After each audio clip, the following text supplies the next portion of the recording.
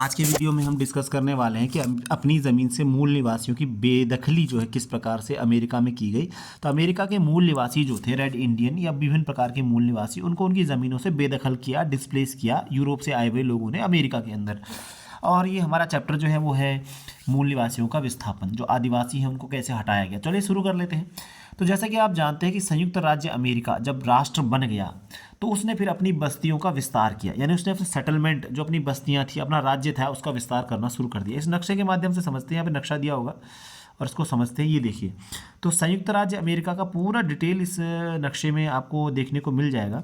तो शुरू में जो संयुक्त राज्य अमेरिका नाम का देश था वो लगभग छोटा सा, इतना फिर इतना, तो ये पूरे जो क्षेत्र हैं अलग अलग जनजातियों से लड़के छीन के लिए गए हैं। अब पूरा आज संयुक्त राज्य अमेरिका ये बन गया है। पूरा डिटेल मैप पे मैं कर नहीं रहा हूँ, तो ये आप यहाँ पर लिखा भी है, देखिए कि जो ये कंटेंट होगा संयुक्त राज्य अमेरिका ने 1783 में छीन लिया या अपने में मिला लिया। 1803 में फ्रांस से कुछ हिस्सा खरीद लिया। 1842 में ग्रेट ब्रिटेन ने कुछ ज़मीन इसको दे दी। 19 में, 45 में, 46 में, 1848 में। तो ये बहुत सारी चीज़ें आपको दिखाई दे रही है ग्रीन वगैरह कलर की। अलग अलग एरिया थे, सब अमेरिका में मिल गए और अमेरिका बहुत बड़ा देश बन गया। अब मुख्य बिंदु पर हम आते हैं कि भाई मूल निवासियों की बेदखली का प्रक्रिया क्या रही, प्रोसेस क्या रहा, कैसे कैसे चीज़ें हुई। तो जैसे जैसे अमेरिका देश बन गया, उसने अपनी बस्तियों का 1776 के बाद विस्तार किया। जमीन की बिक्री के समझौतों पर हस्ताक्षर कराने के बाद मूल निवासियों को वहां से हटने के लिए प्रेरित करते थे या बाध्य करते थे। यानी जमीन बेचने का समझौता हो गया, समझौते पर दस्तखत साइन करवाते थे मूल निवासी से और फिर बोलते थे भाई इस जमीन से हट जाओ, भाग जाओ, निकल जाओ, या जबरदस्ती उनको हटाते थे।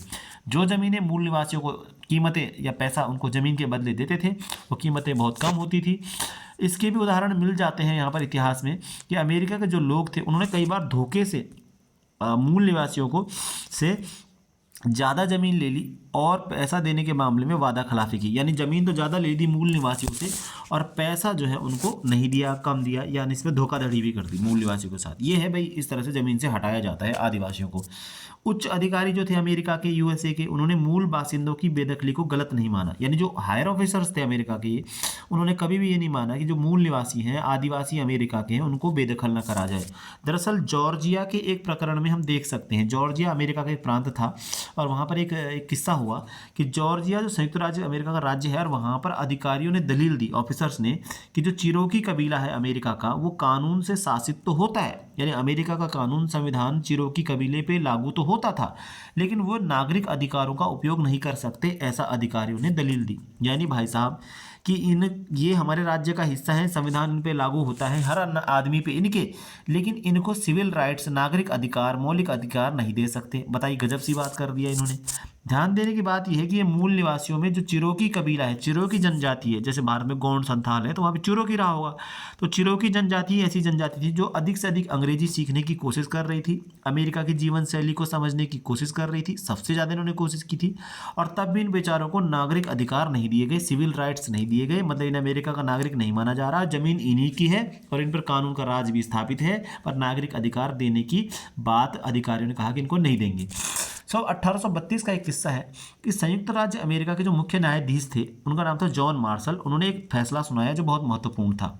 तो जॉन मार्शल ने फैसला दिया कि चिरोकी कबीला जो है अमेरिका का विशिष्ट समुदाय है, यानी स्पेशल कम्युनिटी है, और उसके स्वाधिकार वाले इलाके में जॉर्जिया का कानून लागू नहीं होता। यानी जगह आदिवासी कबीला जो है एक विशेष समुदाय है और उसका जो अधिकार वाला ऑटोनोमस रीजन जो है, जहाँ पर आदिवासी ये रहते हैं, वहाँ पर जॉर्जिया राज्य का कानून लागू नहीं होता, ऐसा वहाँ के मुख्य न्यायाधीश, संयुक्त राज्य अमेरिका के मुख्य न्यायाधीश जॉन मार्शल ने कहा 1832 में।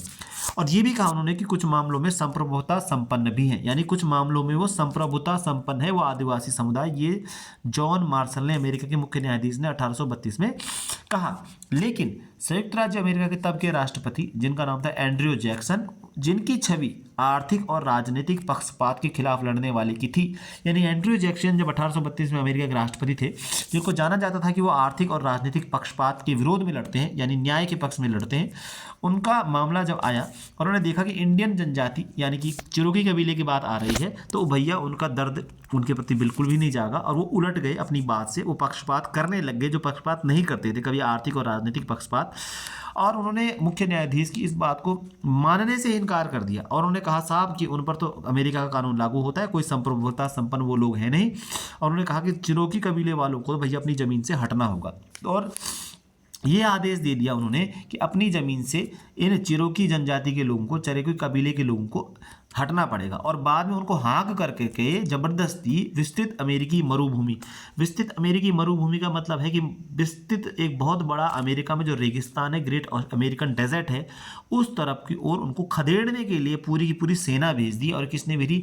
एंड्रयू जैक्सन, अमेरिका के राष्ट्रपति ने। जबकि जॉन मार्शल ने बोला था कि साहब ये इनकी ज़मीन है, इनकी स्वायत्तता है, इनकी संप्रभुता भी है, हर मामले में इनको हम छेड़ नहीं सकते। तो इतना पक्षपात हुआ और उनके लिए खदेड़ने के लिए अमेरिका की फौज भेज दी एंड्रयू जैक्सन ने, और जिसमें 15,000 लोगों को बोला गया, चिरोकी जनजाति के लोगों को, कि वहाँ से हट जाओ। उनको हटने पे मजबूर किया गया और 15,000 में 1/4 यानी 1/4, तो आप 4,000 के लगभग आंसुओं की राह ट्रेल ऑफ टीयर्स के सफ़र में ही मर खप गए। मर खप गए का मतलब है कि वो लोग अपनी ज़मीनों से जब विस्थापित हुए तो सेना के द्वारा ज़बरदस्ती उनको वहाँ से हटने को मजबूर किया गया और बाद में लगभग 15,000 लोगों को एक जगह से दूसरी जगह हटाया गया।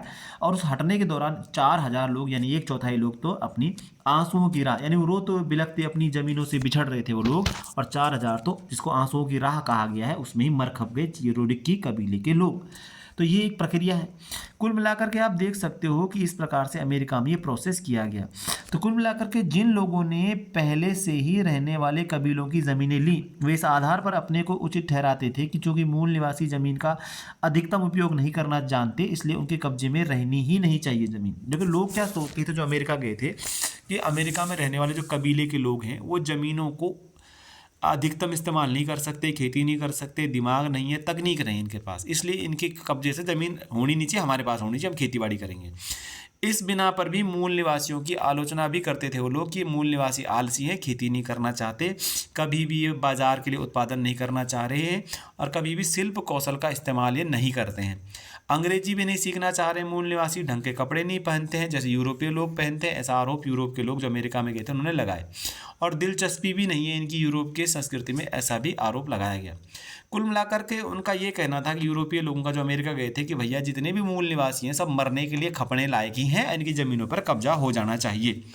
खेती की ज़मीन निकालने के लिए प्रेयरी साफ़ की गई, यानी जो कनाडा में पूरा प्रेयरी घास का मैदान है उत्तरी अमेरिका में, वो प्रेयरी घास के मैदान साफ़ कर दिए गए ताकि यहाँ पर खेती की जा सके बड़े पैमाने पर। यूरोपियों ने किया, बड़े पैमाने पर बाइसन नाम के जंगली भैंसों को मार दिया गया। और एक फ्रांस का आने वाला जो इमिग्रेंट था, आगंतुक था, उसने अपनी किताब में कहीं पर लिखा, उसने कहा कि आदिम जानवरों के साथ साथ आदिम मनुष्य लुप्त हो जाएगा, यानी जैसे प्रिमिटिव एनिमल डायसन जैसे जानवर खत्म हो जाएंगे, उस तरह से ये जो प्रिमिटिव ह्यूमन है, रेड इंडियन, चिरोकी जनजाति जैसे बहुत सारे लोग हैं, ये भी समाप्त हो जाएंगे। तो बहुत लंबा टॉपिक हो गया। आपने देखा किस प्रकार से अमेरिका में अपनी ही ज़मीन से मूल निवासियों को हटा दिया गया, कहीं ज़बरदस्ती, कभी सेना का प्रयोग करके, धोखाधड़ी से ज़मीनों को खरीद करके, और ये कहे कि वो आलसी हैं, कुछ नहीं सीखना चाह रहे, यूरोपियन संस्कृति, कपड़ा, बोली, भाषा नहीं पहनना चाह रहे हैं। तो ये देखिए, तो इस वीडियो को देखने के लिए आपका धन्यवाद। Thank you very much.